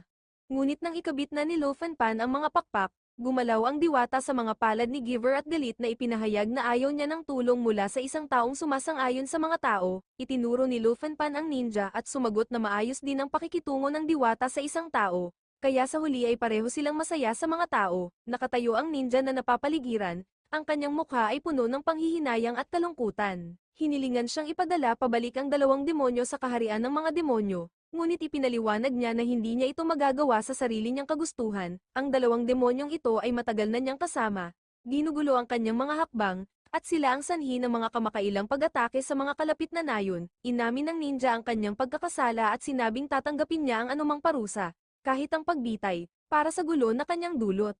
Gayunpaman, nagmakaawa siya na iligtas ang diwata at ang 2 demonyo, umaasang maprotektahan sila mula sa karagdagang kapahamakan. Isang duwende sa mga adventurer na malapit ang maingat na nagmasid sa kanya, nadama na may higit pa sa kwento ng ninja. Pagkatapos ng maikling paghinto, tinanong ng duwende kung ang ninja ay naghahanap ng isang makapangyarihang salamangkero, isa na may kakayahang kontrolin ang oras. Lumiwanag ang mga mata ng ninja sa tanong, tumango siya, kinumpirma na narinig na nga niya ang tungkol sa isang salamangkero, at alam pa niya na ang salamangkero ay nagngangalang Crumb. Ang Crumb na ito ay isang taong pinaniniwalaan ng ninja na maaaring may hawak ng susi sa pagwawasto ng kanyang mga nakaraang pagkakamali, Marahil ay mailigtas pa ang isang nawawalang kaibigan na hindi niya malilimutan. Pagkatapos ay tumingin ang duwende sa isang wizard, na malinaw na nasugatan, na inaalagaan ang braso ni Mantle at ilan pang mga adventurer. Ipinahayag ng duwende sa ninja na ang salamangkerong hinahanap niya ay naroon mismo sa harap niya. Ang nasugatang wizard ay si Crumb, na may ranggong napakabihirang at napakalakas kaya kilala siya bilang isang void rank magician. Isa siya sa mga pinakamahuhusay na salamangkero sa sikat na kaharian sa silangan, at ang kanyang reputasyon ay kumalat sa malayo. 10 taon na ang nakalilipas. Naging kilala siya nang simulan niyang galugarin ang mapanganib na dakilang labyrinth, isang lugar na puno ng di mabilang na misteryo at panganib. Ang mga nagawa ni Crumb ay ginawa siyang isang alamat, at ang pagkarinig na ang salamangkero na nakatayo sa harap niya ay si Crumb nga ay pumupuno sa ninja ng kislap ng pag-asa. Bumibilis ang tibok ng puso ng ninja habang nakatingin sa salamangkero, at ang kanyang isipan ay puno ng mga posibilidad. Kung makokontrol ni Crumb ang oras, maaaring matulungan niya ang ninja na iligtas ang isang makapangyarihang mangkukulam na nawala ng maraming taon at muling pagsamahin ito sa kanyang matagal nang nawawalang kasintahan. Ang kanyang kawalan ng pag-asa ay nagsisimulang mawala, napalitan ng pinakamahinang kislap ng pag-asa. Ngunit biglang, 3 espada ang itinulak sa lupa sa harap mismo ng ninja, na pumutol sa kanyang mga iniisip. Nagulat siyang tumingala nang lumabas ang 2 malaanimong figure mula sa dilim. Nakatago ang kanilang mga mukha ngunit nakakatakot ang kanilang presensya. Tahimik silang gumalaw, umaagos ang kanilang maitim na balabal, at hindi mabasa ang kanilang mga ekspresyon habang papalapit sila sa ninja at sa grupo ng mga adventurer. Ipinahayag ng 2 lalaki na parurusahan nila ang ninja para sa mga pagpatay at inutusan ng mga espada na atakihin siya. Ngunit bago pa man madikitan ng mga espada ang ninja, inatake na ng kasama niyang demonyo ang sarili. Galit na nagmarcha ang isa pang demonyo sa harap ng 2 lalaki at binalaan sila na kung aabutin nila ng maruruming kamay ang kanyang amo, papatayin niya silang 2. Ngunit bigla, isa sa mga lalaki ang nagpalit ng anyo bilang isang demonyo, na nagpapakitang siya ang tiyuhin ng demonyong nagtatrabaho para sa ninja nang magsimula silang magbuklod sa masasayang alaala ng nakaraan. Nang makita ito, kinumpirma ng diwata ng Black Wings na ang banal na kabalyero ay tiyak na isang demonyo, at isang medyo mataas ang ranggo. Tinanong ni Seto si Loafenpan kung ilang tao na ang napatay ng mga palihim na pag-atake ng demonyo, at sumagot siya na may 2 pang hindi pa nakumpirmang nabuhay muli at isang banal na kabalyero at isang salamangkero mula sa ibang kaharian. Lumalabas na ang salamangkero at kabalyero ang 2 nasa harap nila, isa sa kanila ay ang ministro ng hari, isa pa, kung patatawarin ng 2 ito ang ninja, hindi siya bibitayin. Di nagtagal, tinanong ng ninja ang wizard kung maaari niya itong tulungan sa pagpapaikot ng oras, at sumagot ang wizard na maaari lamang niyang pahintuin ang oras ng ilang sandali. Ang taong aktwal na makakagawa ng mahika ng pagbaligtad ng oras ay ang wizard na tumawag ng mga bagay mula sa ibang dimensyon patungo sa mundong ito, ngunit nagsawa na siya sa mundo at pumunta sa ibang lugar. Walang ideya ang salamangkero kung nasaan ang estranghero. Maaari siyang nasa kaharian ng mga demonyo, sa kaharian ng mga espiritu o marahil sa mundo ng mga tao, kung saan nagmula si Seto. Lumapit ang ministro at sinabing maaaring may ibang paraan upang mailigtas ang mangkukulam. Ang haring pinaglilingkuran niya ay may kakayahang magsagawa ng mahika na iyon, ngunit nangangailangan ito ng buhay ng isang taong konektado sa mangkukulam. Parehong humarap ang mga demonyo sa ninja. Hinihimok itong huwag isuko ang kanyang buhay at maaaring may iba pang paraan upang buhayin ang mangkukulam, ngunit hiniling ng ninja sa ministro na gamitin ang kanyang buhay. Ipinahayag niya na kung siya ay bibitayin, gagamitin niya ang kanyang buhay upang protektahan ang babaeng kanyang minamahal. Sumagot ang ministro na ang ninja ay dapat tratuhin ayon sa mga batas ng kaharian, ngunit kung ang lahat ay magkukunwaring hindi pinapansin ang kanyang mga krimen at patatawarin siya, kung gayon ay may ibang bagay na maaaring ayusin. Di nagtagal, nagpa siya ang lahat na patawarin ang ninja at sinabi ni Seido na kung nais ng ninja na maging kapaki-pakinabang sa isang tao, dapat siyang payagan na gawin iyon. Kalaunan, ang mga demonyo ay pinabalik sa kanilang mga tahanan at nakipag-ugnayan ng ministro sa hari na maaaring sumira sa sumpa ng mangkukulam at naghanda siyang gamitin ang mahika ng teleportation upang dalhin ang ninja sa kanya. Matapos ma-teleport ang ninja, tinanong ni Loafenpan si Seto kung natagpuan na niya ang robot vacuum na kanyang hinahanap at sinabi nitong hindi pa niya ito natatagpuan. Dagdag pa niya na hindi siya partikular na nakatuon doon. Sinasabi ng salamangkero na ang salamangkero na maaaring nanirahan dito noon ay tiyak na tumawag sa mga bagay na ito nang buksan niya ang mga pinto sa ibang mga mundo. Di nagtagal, nagsimulang magpunta ang ibang mga salamangkero sa labyrinth, na nagpapahiwatig na ang bagong lugar ay naging popular. Sa kabilang banda, sinamahan ng hari ang ninja na iyon sa tahanan ng mangkukulam upang basagin ang spell sa naghihingalong mangkukulam. Sinabi ng ninja sa hari na ang kanyang padalos-dales na pagmamahal sa mangkukulam ang nagtulak sa kanya upang tumanda at nang unang mapagtanto niya na tulad ng pagmamalasakit niya sa kanyang mga kaibigan, ang mga taong pinatay niya ay tiyak na may mga taong mahal din nila. Sumagot ang hari na ang katotohanang hindi niya napagtanto ang isang bagay na ganito kasimple hanggang ngayon ay nagpapamukha sa kanya na isang maliit na tao. Di nagtagal, itinaas niya ang kanyang espada at sinugod ang ninja upang basagin ang spell, ngunit ang hari, bilang isang mabait na tao, ay hindi pinatay ang ninja kundi pinutol ang isa sa kanyang mga braso at binti, lumabas ang mangkukulam mula sa kanyang silid, ang kanyang anyo ay bumalik sa kabataan at ang lakas matapos ng mahabang pahinga. Makinis ang kanyang balat, maliwanag at masigla ang kanyang mukha, at hindi mapagkakamalan ang kanyang enerhiya, habang sumusulyap siya sa paligid. Napansin niya ang isang figure na naghihintay sa malapit, isang nag-iisang ninja na tahimik na nakatayo, ngunit mabilis niyang napansin na kulang ito ng isang paa at isang braso. Ang pagkawalang ito, bagamat masakit, ay tila hindi siya gaanong nababagabag gaya ng kanyang matatag na titig sa kanya, gayunpaman, ang hindi niya namamalayan ay ang sugatang lalaking ito ay nagtiis ng matinding pagdurusa at sakripisyo para sa kanya, lingid sa kanyang kaalaman, isinuko na ng diwatang may itim na pakpak ang kanyang sariling mga pakpak upang iligtas siya, na iniligtas ang kanyang buhay kapalit ng malaking personal na kapalit. Ang mga pakpak ng diwata ang pinakamahalagang pag-aari niya, ang diwa ng kanyang pagkatao, ngunit pinakawalan niya ang mga ito upang iligtas ang tapat na ninja na ito, ang mangkukulam, na matagal nang nasa mahimbing na pagtulog, ay nakalimutan ang marami tungkol sa kanyang nakaraan at sa mga taong nagmamalasakit sa kanya, kasama na ang ninja na nakatayo sa kanyang harapan ngayon, hindi niya ito nakilala, sumulyap siya sa kanya nang walang pakialam at nagsimulang maglakad palayo. Habang pinapanood ito, nakaramdam ang ninja ng matinding kalungkutan sa kanyang puso, napagtanto na wala itong maalala tungkol sa kanilang koneksyon. Ngunit, nang magsimula siyang maglakad palayo, lumitaw ang diwatang may itim na pakpak, kinukutya siya gamit ang maalab na tono, hinihimok siyang huwag umatras nang hindi sinasabi ang kanyang katotohanan, nang hindi inaamin ang kanyang pag-ibig sa taong matagal na niyang minamahal ng tahimik. Ngunit ang ninja, na puno ng pagpapakumbaba at pasasalamat, ay sumagot na hindi mahalaga kung ang kanyang pag-ibig ay hindi kinikilala. Kontento na siya sa pagkaalam na ligtas at buhay ang babae, galit na galit ang diwata sa pagtanggi nitong sabihin ang kanyang nararamdaman, kaya't sumigaw ito ng malakas, na nagpapaalala sa kanya ng kanyang mga sakripisyo. Dahil sa kaduwagan, hinamon niya itong manatili, harapin ang mangkukulam ng may katapangan, at subukang makuha muli ang puso nito, nang sandaling iyon, pagtalikod ng ninja, napansin niya ang mangkukulam na nilapitan ng dalawang kaina-hinalang estranghero. Sa una, inakala niyang sapat pa rin ang lakas nito para harapin ang mga walang kabuluhang banta kaya't hindi na siya nakialam.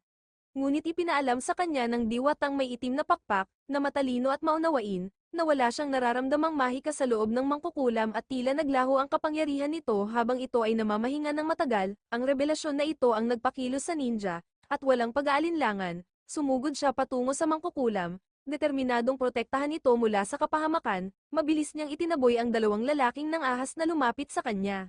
Laking gulat niya nang lumabas na ang dalawang figurang ito ay hindi mga ordinaryong tulisan, kundi ang sarili niyang mga kapatid, mga demonyong dumating kasama ng diwatang may itim na pakpak upang gumanap ng papel sa kanyang kwento ng pag-ibig. Nagpaalam ang mga adventurer sa labasan ng labyrinth, bawat isa ay naghiwalay ng landas ngunit nangakong magkikita muli kapag ipinahintulot ng tadhana. Napagpasyahan nilang magpahinga sa isang kalapit na bahay tuluyan, isang maginhawang lugar na may mainit na aroma ng masasarap na pagkain na pumupuno sa hangin, kaya naman ito ang perpektong lugar para mag-relax pagkatapos ng kanilang mahirap na paglalakbay. Nagtipon-tipon sila sa isang malaking mesa, nagbahaginan sila ng kanilang mga kwento, nagtatawanan, at nagpapasalamat sa samahan na nabuo nila sa kanilang pinagsamahang pakikipagsapalaran.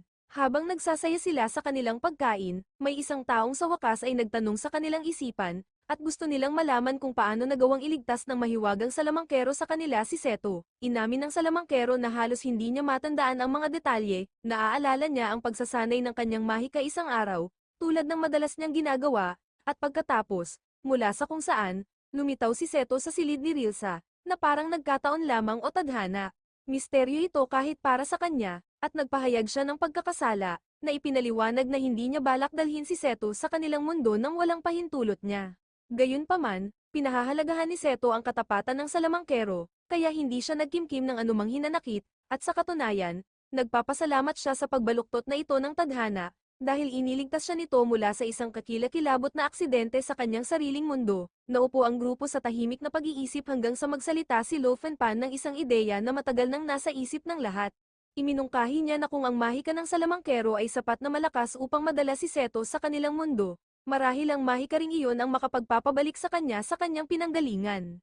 Ang posibilidad na ito ay nagdulot ng halo-halong emosyon sa paligid ng mesa, habang pinag-iisipan ng bawat miyembro kung ano ang maaaring ibig sabihin nito, para kay Rilsa, na naging malapit kay Seto sa pamamagitan ng kanilang mga labanan at mga karanasan, ang ideya ng kanyang pag-alis ay tumatak sa isang malalim na damdamin. Nakakaramdam siya ng matinding pagtutol at naalala niya ang pangakong ginawa ni Seto na mananatili sa tabi niya at makikipagtulungan sa kanya hanggang sa huli. Napakasakit isipin na makikipaghiwalay siya rito, habang pinahahalagahan niya ang pagkakaibigan at lakas na idinulot nito sa buhay niya.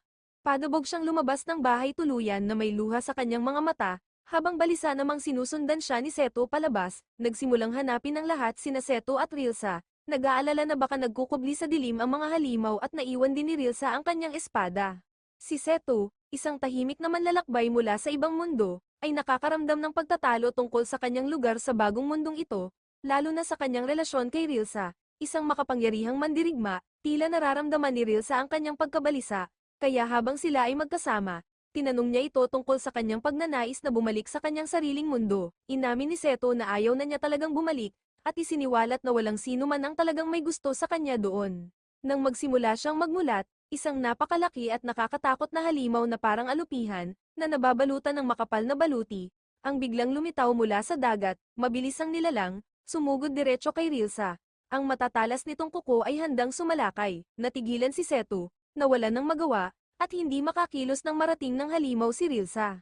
Bumaon ng malalim ang mga kuko ng halimaw sa kanyang baluti at si Seto ay nanood ng may takot, natatakot para sa kanyang kaligtasan. Gayunpaman, sa kanyang pagkagulat, gumamit si Rilsa ng isang napakalaking reserba na lakas, pinunit ang halimaw gamit ang kanyang mga kamay, at hinati ito ng malinis sa dalawa, habang ang katawan ng halimaw ay nahulog ng walang buhay sa tubig. Si Rilsa ay nakatayong matagumpay ngunit kitang-kitang nanginginig, ang kanyang mga emosyon ay umaapaw. Ipinakita niya kay Seto, sa pamamagitan ng tingin sa kanyang mga mata at sa lakas ng kanyang mga kilos, kung gaano niya ito pinahahalagahan, tila sinasabi niya rito ng walang salita na mas mahalaga ito sa kanya kaysa kaninuman sa mundong ito. Si Seto, na nanginginig pa rin ngunit nakahinga ng maluwag na ligtas siya, ay lumapit upang suriin ang kanyang mga pinsala. Napansin niya ang ilang peklat at, gamit ang maingat na kamay, nilagyan niya ng maliit na benda ang isa sa mga ito, ipinapaalala sa kanya na uminom ng gamot laban sa kamandag bilang pag-iingat. Sa kanyang tahimik na paraan, ipinakita ni Seto kay Rilsa na siya rin ay lubos na nagmamalasakit sa kanya, at ipinahayag niya ang kanyang pagnanais na manatili sa tabi ng taong tunay na nangangailangan sa kanya, naantig si Rilsa ngunit sinubukang itago ang kanyang emosyon, sa halip ay sumulyap sa bumagsak na halimaw na parang nais niyang ilihis ang atensyon mula sa matinding sandali. Bago pa man sila makapag-usap pa ng malalim tungkol sa kanilang mga nararamdaman, dumating na ang salamangkero at si Lo Fan, si Rilsa, na may nag-aalalang kalagayan para sa kinabukasan ni Seto, ay tinanong ang matandang salamangkero kung magagamit ba niya ang kanyang mahika upang maibalik si Seto sa kanyang orihinal na mundo. Pinag-isipan ng salamangkero ang ideya ngunit ipinaliwanag na kahit na mayroon siyang wastong aklat ng spellbook, ang pagbabalik ni Seto sa kanyang mundo ay maglalagay sa kanya sa eksaktong parehong sandali at sitwasyon na iniwan niya. Iyon ay sa harap mismo ng malaki at mabilis na truck na unang nagdala sa kanya sa mundong ito, na halos tiyak na mag-iiwan sa kanya sa kamatayan. Bagamat ang kaisipang iyon ay nagdulot ng panandaliang kalungkutan kay Seto, mabilis niya itong binaliwala ng may kaunting pag-asa, sinabing wala naman siyang planong bumalik, napagtanto niya na sa wakas ay natagpuan na niya ang isang lugar kung saan siya kailangan at tinanggap. Dahil muling natatag ang kanyang paninindigan, nagpa siyang manatiling isang manlalakbay kasama si Rilsa at ang kanilang mga kasama, tinatanggap ang mga panganib at kababalaghan ng bagong buhay na ito. Ilang buwan matapos ang matinding labanan sa mga madilim na espiritu, nakatanggap sina Rilsa, Lo Fan, at Seto ng nakakagulat na balita mula sa isang mensahero na pumanaw na ang salamangkero. Nagulat ang grupo, lalo na si Rilsa, na agad na napuno ng pagkaapurahan. Inisip niya ang lahat ng posibleng solusyon upang muling buhayin ito. Tinanong ang mensahero kung mayroon itong anumang potion para sa muling pagkabuhay o kung maaari nilang dalhin agad ang bangkay sa isang kalapit na templo para sa muling pagkabuhay. Ngunit binaliwala ng mensahero ang kanyang mga alalahanin, ipinaliwanag na ang muling pagbuhay ng isang bangkay sa pamamagitan ng mga formal na pamamaraan o kahit na ang pag-iimbak nito sa isang morgue, ay nangangailangan ng malaking pondo, na hindi niya o ng sino man ang handang gastusin. Sa isang walang pakialam na tono, binanggit niya na ang katawan ng salamangkero ay inilagay sa isang simpleng kamalig upang maiwasan ang pagkabulok, ngunit kahit na iyon ay hindi ito lubos na napanatiling ligtas. Isang asong gubat ang nakagat ng isang bahagi ng katawan ng salamangkero, kaya wala silang nagawa kundi ilibing ito ng mabilis upang maiwasan ang karagdagang kawalang-galang. Kalaunan, binisita ng grupo ang puntod ng salamangkero upang magbigay pugay, at malinaw na bawat isa sa kanila ay nakaramdam ng matinding panghihinayang at kalungkutan. Si Lo Fan, na may kaalaman sa mahika at mga limitasyon nito, ay nagpahayag na ang mahika ng muling pagkabuhay ay malamang na hindi epektibo kapag ang isang katawan ay napinsala, at tiyak na imposible kung ito ay nailibing na. Sa kabila ng kanyang pangangatwiran, hindi maalis ni Seto ang kanyang kawalan ng paniniwala at pagkakasala sa pagkamatay ng salamangkero, dahil nahihirapan siyang tanggapin na ang kanilang mga pagtatangka na iligtas siya gamit ang isang panlunas ay huli na. Para sa kanya, tila hindi malamang na ang mga salamangkero ay sumuko lamang sa lason gayong sila ay magkasamang nakaligtas sa mas mapanganib na mga hamon. Hindi makapaniwala si Rilsa, nahihirapang tanggapin ang ideya na ang isang taong kasing lakas ng salamangkero ay maaaring mamatay sa labas ng labanan. Dahil sa kaunting pag-asa, iminungkahi ni Seto na isaalang-alang nila ang posibilidad na hukayin ng bangkay para kahit papaano ay subukan ng isang revival spell, ngunit alam ni Rilsa na mangangailangan ito ng napakalaking donasyon sa simbahan, at isang gastos na hindi nila kayang bayaran, lalo na't ang pagbuhay muli ng isang mataas na antas na salamangkero ay hindi isang madaling gawain. Alam din niya na habang lumilipas ang panahon, ang tsansa ng tagumpay sa muling pagkabuhay ay lubhang nababawasan. Gayunpaman, ikinakatwiran ni Seto na sa mundong ito, hindi tulad ng mundong kanyang pinagmulan, ang kamatayan ay hindi kailangang maging ganap na katapusan, at ang bawat sandaling lumilipas ng walang aksyon ay nagbabawas sa kanilang tsansa na muling buhayin ng salamangkero. Iginiit niya ang ideya na dapat nilang subukan ang anumang pagkakataon na mayroon sila, gaano man kaliit, upang parangalan ang kanilang kaibigan at subukang ibalik ito. Dahil sa determinasyon ng lalaki, sumang-ayon si Lo Fan sa kanya at nagpa siya na kailangan nilang kumilos ng mabilis, inihanda niya ang sarili upang tipunin ang mga kinakailangang kagamitan para sa muling pagkabuhay, planong bisitahin ang tindahan ng mahika at kunin ang kanilang mga kailangan, habang tinuturuan si Rilsa at Seto na maghanap ng mga angkop na kagamitan sa paghuhukay. Habang papunta sa tindahan, naisip ni Lo Fan kung gaano kahalaga si Seto sa kanilang paglalakbay. Dahil determinado siyang hanapin ang mga kagamitang kailangan nila, naghanap siya sa bawat tindahan, ngunit bawat lugar na kanyang pinupuntahan ay puno ng mga tao, napakaabala kaya tila imposibleng makuha ang kanyang mga kailangan. Pagkaraan ng ilang sandali, dahil sa pagkadismaya at pagkatalo, bumalik siya sa libingan. Gayunpaman, pagdating niya, laking gulat niya, ang libingang maingat nilang hinukay ay wala ng laman, nagkalat ang lupa sa paligid, at wala nang makitang bangkay ng salamangkero. Sakto namang dumating sina Seto at Rilsa, at sila rin ay nagulat nang makita ang nababagabag na puntod, ngunit bago pa nila ito maintindihan, may kakaibang bagay na pumukaw sa kanilang atensyon, isang figure ang nakatayo sa di kalayuan at mukhang isang lalaking nababalutan ng madilim at punit na tape at matangkad na parang isang salamangkero. Gayunpaman, may kakaiba sa kanyang pakiramdam, ang figurang ito ay nakatayong mag-isa, nagpapaulan ng mga alon ng apoy sa kalangitan ng may magulong pagsabog, nakatitig sila, hindi maintindihan ang kanilang nakikita, at habang nanonood sila, nagiging mas malinaw na hindi ito isang ordinaryong tao. Sandaling napaisip sina Rilsa at Seto kung ito na nga ba ang kanilang salamangkero, na kahit papaano ay nabuhay muli sa ganitong baluktot na anyo, ngunit habang tinitingnan nila ng mas malapitan, napagtanto nilang tila hindi sila nito nakilala. Patuloy lang siya sa pagpapakawala ng mahika ng walang pokus o kontrol, nang mapagtanto nilang nasa tunay na panganib sila, nagtago sina Rilsa at Seto sa likod ng isang malaking bato, idiniin ang kanilang mga sarili dito upang protektahan ang kanilang sarili mula sa mga nag-aalab na pag-atake. Biglang nawalan ng malay si Rilsa nang maunawaan niya ang kalubhaan ng kanilang sitwasyon. Alam niya na kung mananatili lang silang nakatago, maaaring direktang atakihin sila ng kalansay, at wala silang magagawa para makatakas. Sa kanyang puso, pakiramdam niya ay wala silang ibang magagawa kundi harapin ang banta na ito, kahit na mapanganib ito, dahil sa lakas ng kanyang loob, napagdesisyonan niyang kailangan na niyang kumilos. Tumakbo siya patawid sa bukas na buhangin patungo sa kalansay, kasama si Seto sa likuran niya. Kapwa umaasang matatapos ang nakakatakot na pagsubok na ito. Habang papalapit si Rilsa, itinaas niya ang kanyang espada at tinamaan ang ulo ng kalansay gamit ang lahat ng kanyang lakas. Tumama ang kanyang talim, ngunit sa kanyang pagkasindak, halos wala itong nagawa. Nanginginig ang ulo ng kalansay dahil sa pagbangga, ngunit nanatili itong hindi nabali. halos hindi naapektuhan. Mabilis na napagtanto ni Rilsa na walang silbi ang kanyang sandata laban sa kalaban na ito, tanging isang mahiwagang sandata lamang ang makakabasag sa mga depensa ng kalansay na ito, at nagsimula siyang magpanik at patuloy na umiiwas sa walang humpay na mga atake nito, habang sinusubukang mag-isip ng ibang paraan upang ito'y labanan. Nang makitang nahihirapan si Rilsa, nakaisip si Seto ng isang ideya, tumakbo siya palapit sa kanya, dala ang isang bote ng abugasya, kung may buhos ito ni Rilsa sa kanyang espada, maaaring maging mahiwaga at sapat na makapangyarihan ng kanyang sandata upang talunin ang kalansay. Ngunit nang iabot ni Seto sa kanya ang bote, lumingon sa kanila ang kalansay at nagpakawala ng isang mabangis na pagsabog ng apoy, agad na nabasag ang bote, natapon ng banal na tubig sa buhangin, parehong nakaramdam ng takot sina Rilsa at Seto nang mapagtanto nilang nawala na ang kanilang huling pag-asa, at ang kalansay ay naghahanda na ngayon ng isa pang mas malakas na atake na direktang nakatutok kay Rilsa.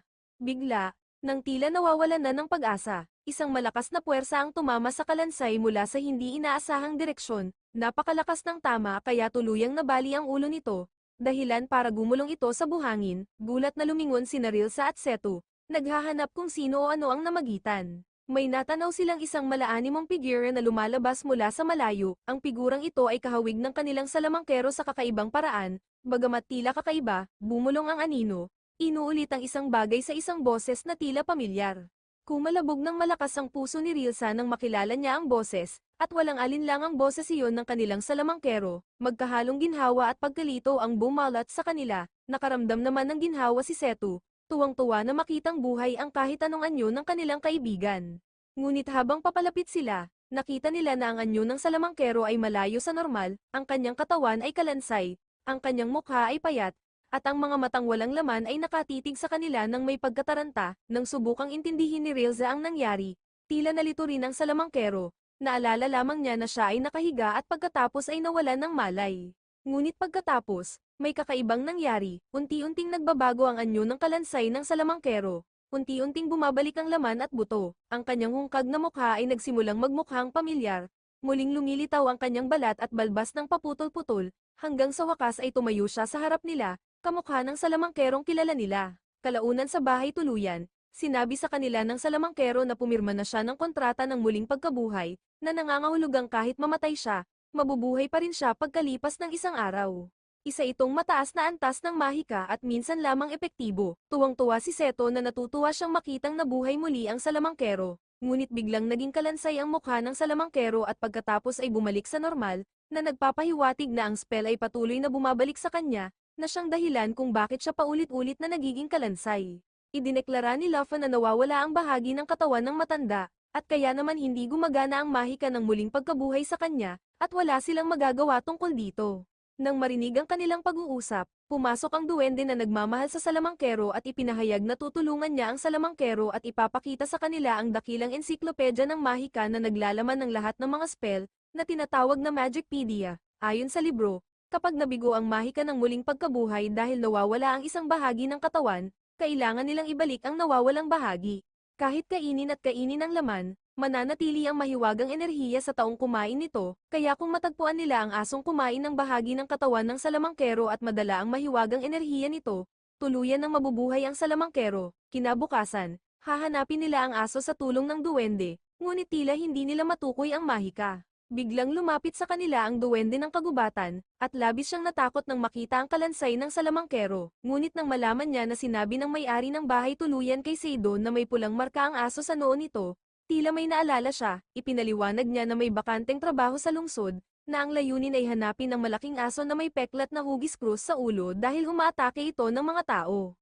Ngunit hindi tinanggap ng duwende ang trabaho dahil mababa ang sahod at mayroon pa siyang ibang trabaho, ngunit ang aso ay nasa labas ng bayan sa kanluran. Nang marinig ito, ipinahayag ni Seto na dapat silang agad na pumunta sa lugar na iyon.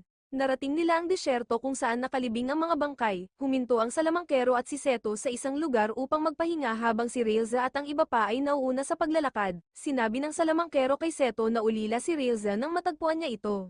Nawalan siya ng ama dahil sa atake ng lobo at namatay naman ang kanyang ina sa pakikipaglaban sa kabiyak ng lobo. Simula noon, tumira siya kasama ang isang tuta ng lobo at naging kaibigan ito hanggang sa matagpuan ito ng salamangkero. Para sa salamangkero, parang sarili niyang anak na babae si Rilsa, kaya hiniling niya kay Seto na isama ito saan man siya magpunta. Medyo nataranta si Seto at sumagot na kailangan din nilang isaalang-alang ang nararamdaman ni Reza. Sinabi ng matandang lalaki na gusto na siya ni Reza, dagdag pa ng salamangkero na kung mayroon mang mapagkakatiwalaan niya ang kanyang anak na babae, si Seto lamang iyon.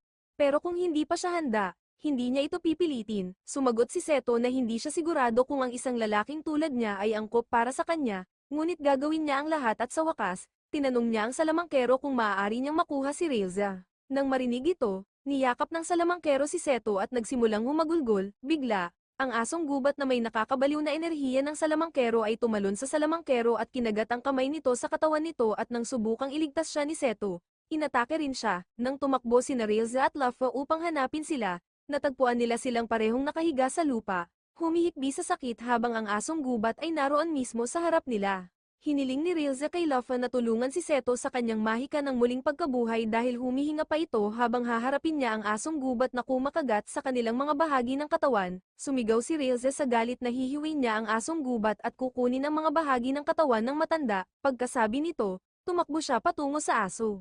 Habang tumatakbo ito palapit sa kanya at pareho silang brutal na nagbabanggaan, nagpakawala ang aso ng hiningang apoy mula sa kaibuturan ng katawan nito, na siyang nagpakawala ng balabal ni Reza, ngunit sinugod pa rin ito ni Reza at tinamaan ang mahalagang ugat nito, na ikinasugat ng aso. Nang susubukan niya itong patayin, isang kaibig-ibig na puting lobo ang pumihil at nagsimulang tumahol kay Reza. Mabilis niyang napagtanto na ito ang tuta ng aso. Nang marinig ang boses ng tuta nito, nahihirapang tumayo ang lobo at naglakad patungo kay Reza. Hinihiling na patayin ito, ngunit huwag nang ituloy ang buhay ng kanyang anak. Galit na tiningnan ni Reza ang lobo, ngunit nakuha ni Seto ang kanyang atensyon nang sabihin niya rito na hindi humihinga ang salamangkero. Ipinahayag ni Reza na hindi niya hahanapin ang tuta, ngunit puputulan niya ang mga paa ng lobo at kukunin ang mahiwagang enerhiya mula rito upang iligtas ang salamangkero. Ngunit nang itinaas niya ang kanyang espada upang gawin iyon, dalawang galamay ang tumusok sa katawan ng lobo at sumigaw si Lafa na yun ang dakilang demonyo. Nagsimulang maglaho ang demonyo kasama ng katawan ng lobo, ngunit mabilis na kumuha si Seto ng angklo mula sa kanyang sinturon at ibinalot ito sa katawan ng lobo, determinadong hindi ito bitawan hanggat hindi nabubuhay muli ang salamangkero. Mabilis na nilagyan ni Lafa ng mahika ang espada ni Reza. Hiniling ni Reza sa hari ng demonyo na iwan ang aso, ngunit hindi ito nangyari dahil nais niyang ipaghiganti ang kanyang yumaong kapatid. Sinimulan ng demonyong bigkasan ng sumpa ng 7 kidlat at tumakbo si Reza patungo rito upang iligtas ang lobo bago pa man matapos ang mga awit, ngunit ang sumpa ay pinakawalan kaya naglabas si Lafa ng isang gintong harang upang iligtas si Reza. Sinamantala ni Reza ang pagkakataon at sinaksak ang demonyo gamit ang kanyang espada. Gayunpaman, lumitaw ang amo ng demonyo at inatake sila gamit ang enerhiya ng apoy at bumagsak si Lafa habang inililigtas si Reza. Lumabas ang hari ng demonyo mula sa kanyang katawan at napagtanto ni Reza na isa ito sa pinakamalakas na kalaban na kanyang nakasalubong. Hiniling niya kay Seto na kunin si Lafa at tumakas dahil pipigilan siya nito. Hiniling niya rito na iwan ng salamangkero at ang aso at ibabalik niya sila. Tumakbo si Seto kasama si Lafa at sinubukang kunin din ang tuta, ngunit ayaw umalis ng tuta nang wala ang amang lobo. Iniisip ni Seto kung ano ang dapat niyang gawin upang iligtas ang kanyang mga kaibigan habang si Reza ay nakikipag-ugnayan sa brutal na hari ng demonyo. Ibinalot ng hari ng demonyo ang mga galamay nito kay Reza at sinabing gagawa ito ng isang magandang stuffed specimen. Tinusok nito ang leeg ni Reza gamit ang kanyang mga galamay ngunit tumakbo si Seto patungo dito gamit ang pamutol ng alambre at pinutol ang galamay nito. Hinati ni Reza ang hari ng demonyo sa dalawang bahagi, ngunit nang marating nito ang kaibuturan nito, pinakawalan ng sumpa ng yelo, ngunit sumuko si Seto at tinanggap ang sumpa sa kanyang sarili at natigilan. Patuloy na nakipaglaban si Reza sa demonyo upang iligtas si Seto mula sa pagkamatay. Malapit, inilagay ni Seto ang katawan ng salamangkero malapit sa lobo at ngayon ay nararamdaman na ng matandang lalaki ang isang mahiwagang enerhiya malapit sa katawan nito. Ang kanyang kaluluwa ay napunta sa ibang kaharian, kung saan hinihiling ng patay na aso sa salamangkero na alagaan ng tuta kapalit ng kanyang mahiwagang enerhiya at agad na sumang-ayon ang salamangkero. Sa kabilang banda, si Reza ay malubhang nasugatan at may dugong tumutulo mula sa kanyang katawan. Ngunit biglang naputol ang ulo ng demonyo at nabasag ang yelo ni Seto at lumapag ito sa mga bisig ni Reza. Pareho nilang napagtanto na ito ay ang kapangyarihan ng 6 na mahiwagang espadang pumapatay ng hangin, at nang tumingin sila sa direksyong iyon, nakita nila na ang salamangkero ay bumalik muli dala ang lahat ng kanyang lakas at mahiwagang kapangyarihan. Inatake ng salamangkero ang demonyo gamit ang kanyang mahiwagang 8 tales na espadang apoy na tumagos sa katawan nito at pinatay ang hari ng demonyo. Naglakad ang salamangkero patungo kay Seto, sina Luffy at Rilza na lumuluha sa tuwa nang makita siyang muli. Nagpatubo ang salamangkero ng isang pares ng tenga at buntot kapalit ng mahiwagang kapangyarihan ng aso. Sinabi niya sa lahat na ang aso ang nagbigay ng kapangyarihan nito sa kanya, ngunit kailangan niyang alagaan ang kanyang tuta, ngunit nais niyang ibalik ang bahagi ng kapangyarihan ng aso upang buhayin siya para sa kanyang tuta, ngunit biglang isang malakas na bugso ng hangin ang dumating sa kanilang harapan at tinamba ang salamangkero at lahat ay natigilan nang muling bumangon ang hari ng demonyo. Ngunit hindi man lang nasaktan ang salamangkero, tinipon niya ang lahat ng kanyang lakas at di nagtagal ay naging isang gwapong binata, na idineklara na naibalik na niya ang kanyang kabataan. Bigla niyang tinawag ang isang napakalaking golem gamit ang kanyang mahika ng teleportation at pinag-isa ito upang makagawa ng isang napakalaking halimaw na bato. Sa matinding init ng labanan, nalagpasan ng hari ng demonyo ang napakalaking golem na bato gamit ang hindi mapigilang puwersa. Ang kanyang mga mata ay nakatuon sa nag-iisang salamangkero na nang ahas na sumalungat sa kanya, ngunit ang salamangkero, na puno ng lakas ng loob, ay gumanti ng isang malakas na suntok, na tumama sa mukha ng hari ng demonyo. Sinamantala ang pagkakataon, inutusan niya ang mga nabasag na bato ng golem na magtipon at sinubukang durugin ang demonyo sa ilalim ng mga ito. Gamit ang kanyang mahika, pinalakas niya ang kanyang kapit, pinilit ang bawat bato na kumapit sa katawan ng haring demonyo, ikinulong siya sa lugar na parang mga piraso ng metal na nakakapit sa isang malakas na magnet. Gayunpaman, alam ng salamangkero na magbibigay lamang ito sa kanya ng kaunting sandali upang protektahan ang kanyang mga kakampi. Nagmamadali siyang gumuhit ng isang malaking harang sa paligid nila, umaasang maprotektahan sila mula sa walang humpay na galit ng haring demonyo. Ngayon, sa isang huling desperadong pagtatangka upang wakasan ang paglalaban na ito, sinimulang ipatawag ng salamangkero ang kanyang ultimong sandata, ang maalamat na 8-pointed flame sword, isang nagliliyab na porma na kilala bilang Flame Sword of War. Lumakas ang atmosfera nang magkaroon siya ng apoy, 8 nagliliyab na punto ang nabubuo sa itaas niya, ngunit nang papalapit na ang sandali ng tagumpay, nablangko ang kanyang isipan. Habang papalapit ang demonyo, handang patayin ang salamangkero, sumugod si Seto sa pinangyarihan, hawak ang espada ni Rilsa nang may matibay na determinasyon. Sa isang mabilis na hampas, hiniwa ni Seto ang braso ng demonyo, na nagpahinto sa kanyang pagsulong. Ang hindi inaasahang hampas na ito ay nagbigay sa salamangkero ng pagkakataong kailangan niya, at magkasama, pinakawalan nila ang nagliliyab na apoy na sa wakas ay lumamon sa halimaw na kalaban. Habang humuhupa ang huling bahagi ng apoy, isang alon ng ginhawa ang bumalat sa kanila, hudyat na natalo na ang hari ng demonyo, si Rilsa, na labis na nagpapasalamat at puno ng emosyon para sa katapangan ni Seto, ay tumakbo patungo sa kanya, ngunit bago pa niya ito maabutan, isang nakakagulat na tanawin ang pamigil sa kanya nang ang pugot na ulo ng hari ng demonyo ay sumugod patungo sa kanila. Nang tila hindi pa tapos ang panganib, isang maliit na tuta, ang supling ng asong gubat na dating nagbabantay sa kanilang mga lupain, ang sumunggab sa ulo, na naglipol sa huling labi ng hari ng demonyo. Gayunpaman, ang katapatan ng batang tuta ay napalitan ng galit, tumatahol at umungol kay Seto at sa salamangkero. Inaakusahan sila ng pagpatay sa kanyang ama. Sa isang nakakadurog ng pusong sandali, naramdaman ng salamangkero ang kalungkutan ng tuta at maingat itong binuhat, hinayaan ng tuta na maamoy ang kanyang amoy. Kahit papaano, tila napatahimik ng pamilyar na amoy ang tuta, dahil ang enerhiya ng salamangkero ay parang nakapagpapaalala sa kanyang ama, dahil naantig sa pagkawala ng maliit na nilalang. Matapang na nagdesisyon ng salamangkero, ibinuhos niya ang ilan sa kanyang enerhiya sa walang buhay na anyo ng asong gubat, sa kabila ng mga pagtutol ng kanyang kasama. Dahan-daang nabuhay muli ang asong gubat, nagising nang makita ang kanyang tuta na umiiyak sa tabi niya. Ang walang pag-iimbot na ginawa ng salamangkero ay nakaapekto sa kanyang sariling lakas, at nang magtagpo muli ang aso at tuta, siya ay bumagsak dahil sa pagkapagod. Si Rilsa, na puno ng pag-aalala, ay kinarga siya sa kanyang mga bisig, determinadong iuwi siya at alagaan hanggang sa gumaling muli. Pagbalik sa bahay tuluyan, biglang nagising si Seto at nakita si Rilsa na tahimik na nakaupo sa tapat niya.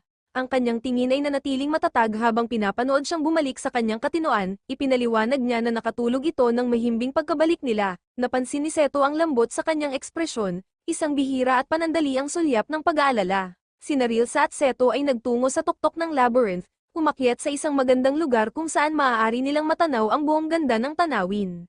Mapayapa ang kapaligiran, at tila nag-iisip si Rilsa. Malayo ang tingin habang ikinukwento niya ang isang bagay na lubhang personal. Ikinwento niya kay Seto na habang nagpapahinga ito, natagpuan niya ang sarili na nakikipag-usap sa isang asong gala na nakasalubong nila sa daan. Para sa isang taong maingat tulad ni Rilsa, tila hindi ito pangkaraniwan.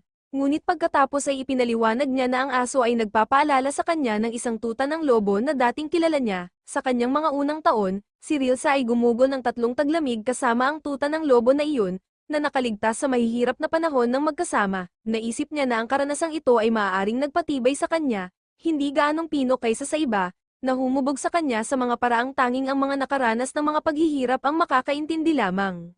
Sa puso niya, pakiramdam niya ay nabibilang lamang siya sa mga taong tumatanggap sa kanya kung sino talaga siya at napagtanto ni Seto kung gaano niya pinahahalagahan ang presensya nito. Bigla niyang sinabi na kailangan niya ito sa buhay niya nang higit kan inuman sa mundong ito. Ang mga salitang lumalabas sa bibig niya bago pa man niya ito mapigilan, nang sandaling hamupa ang bigat ng kanyang pag-amin, sumugod ang duwende palapit sa kanila, binasag ang katahimikan ng kanyang boses.